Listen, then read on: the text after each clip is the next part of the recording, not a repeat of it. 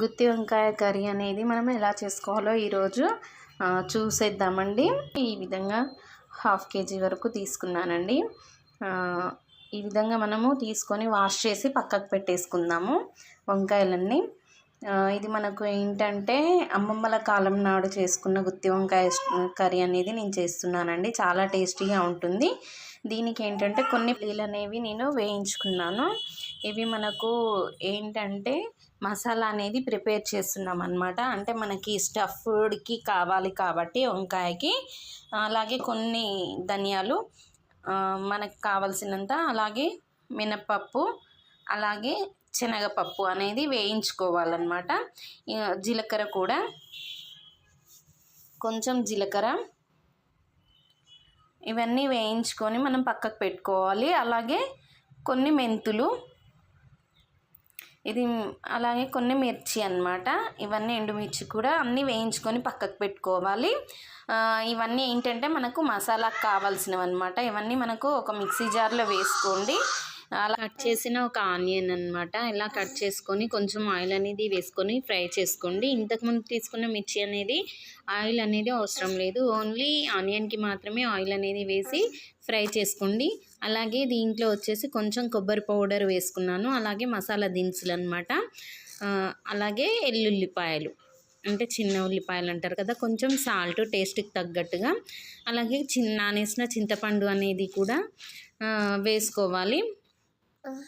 ఈలోపు ఆనియన్స్ అనేవి ఫ్రై అయిపోయాయి, చింతపండు కూడా నానింది కాబట్టి ఆనియన్స్ వేసుకున్నాక నేను చింతపండు కూడా వేసుకుంటున్నానండి.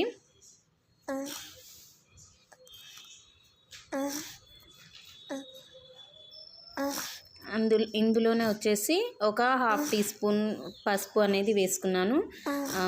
మనకు పేస్ట్ చేసిన అల్లం వెల్లుల్లి పేస్ట్ వేసుకున్నానండి. వేసుకొని అవన్నీ మిక్సీ పట్టేసుకున్నాను. ఇలా వంకాయలు అనేవి మనము కట్ చేసుకోవాలన్నమాట. మధ్యలో ఏమైనా పుచ్చులు కానీ ఏమైనా ఉన్నాయా అని చెప్పేసి చూసుకొని కట్ చేసుకోవాలి. కట్ చేసుకొని ఈ విధంగా చూడండి, మనకు స్టఫ్ అనేది పెట్టడానికి వీలుగా ఈ విధంగా కట్ చేసుకోవాలి. స్టఫ్ అనేది మనకు ఆల్మోస్ట్ మెత్తగా అయిపోయింది కదా, రెడీ అయిపోయింది చూడండి. ఇలా మెత్తగా చేసుకున్న స్టఫ్ని వంకాయలలో లోపలికి బాగా మనకు లోపల స్టఫ్ అనేది బయటికి రాకుండా లోపలికి పెట్టాలన్నమాట. 4 సైడ్స్, అంటే ఇప్పుడు మనం కట్ చేసుకున్నాం కదా 4 పీసెస్గా వస్తుంది కదా, అలా అన్నమాట. మనకి గట్టిగా ప్రెస్ చేసి ఏంటంటే వంకాయ ముక్కలు అనేవి ఊడిపోతాయి. అలా కాకుండా మామూలుగా మనము నెమ్మదిగా ప్రెస్ చేసుకుంటూ పెట్టాలన్నమాట. మనకు కొంచెం కుదిపితే ఏంటంటే లోపలికి వెళ్ళిపోతుంది మసాలా అనేది. మనకు తింటుంటే టేస్ట్ అనేది ఎక్కువగా ఈ మసాలా టేస్ట్ అనేది ఎక్కువగా ఉంటుందన్నమాట. మనకు చాలా క్రిస్పీగా అవుతుంది, అలాగే టేస్ట్ చాలా బాగుంటుందండి. చూడండి, ఈ విధంగా మనం అంటే లోపలికి వెళ్ళిపోతుంది అనమాట. కొంచెం మసాలా మరీ గట్టిగా అనకూడదు, స్లోగా అనుకుంటూ చూడండి. ఈ విధంగా వంకాయలకు మొత్తం నేను మసాలా అనేది పట్టించుకున్నాను. ఈ విధంగా పెట్టేసుకున్నాను చూడండి. ఇప్పుడు ఒక బాణీలో ఆయిల్ అనేది తీసుకోండి. ఆయిల్ అనేది తీసుకొని అది ఎక్కువగా హీట్ కాకూడదు. అప్పుడే ఆయిల్ అనేది వేసుకున్న తర్వాత ఇలా వంకాయలన్నీ మొత్తం మనకు కావాల్సిన విధంగా సెట్ చేసుకొని పెట్టుకోండి. దీని మీద ఏంటంటే కొంచెం సాల్ట్ అనేది వేసుకుంటున్నానండి నేను.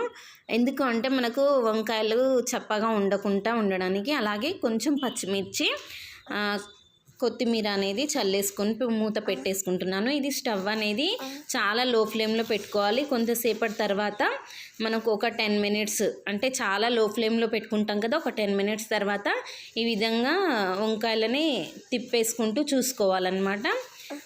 ఒకదాని తర్వాత ఒకటి తిప్పేసుకుంటూ ఉండాలి. చాలా బాగా ఉడికాయి, ఫ్రై అయ్యాయి. మనం అప్పుడప్పుడు చూసుకోవాలి, ఎందుకంటే గ్రేవీ అనేది మనకు ఎక్కువగా మిగిలిపోతే, వంకాయలు పెట్టుకున్న తర్వాత గ్రేవీ అనేది మిగిలిపోతే గ్రేవీ అనేది పైనుంచి వేసేసుకోవచ్చు. ఎందుకంటే మనకు అది లిక్విడ్ లాగా, అంటే కొంచెం వాటర్గా లేదు కదా, గట్టిగా ఉంటుంది కదా, అది ఇంకా చాలా టేస్ట్గా ఉంటుందన్నమాట. ఈ విధంగా నేను గ్రేవీ అనేది మిగిలిపోతే వేసేసుకున్నానండి పైనుంచి. చూడండి, ఈ విధంగా ఒక్కొక్క వంకాయని మనము ఈ విధంగా తిప్పేసుకుంటూ ఉండాలన్నమాట. మొత్తం తిప్పేసుకొని పెట్టేసుకోవాలి. చాలా జాగ్రత్తగా తిప్పుకోవాలి, లేదంటే వంకాయలు అనేవి విడిపోతాయి అన్నమాట.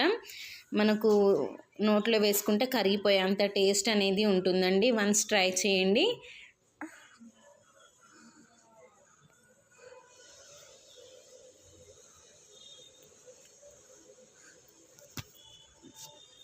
మరోసారి మనం రివర్స్ అన్నాం కదా, మూత పెట్టేసుకుందాం. మూత పెట్టేసుకొని ఈ విధంగా మొత్తం వంకాయలు అనేవి ఈ విధంగా ఉడికిన తర్వాత కొత్తిమీరతోటి గార్నిష్ అనేది చేసుకొని దింపేసుకోవడమే అండి. ఇలా వేడిగా రైస్లోకి కానీ చపాతీలోకి కానీ దేంట్లోకైనా టేస్ట్ అనేది బాగుంటుంది.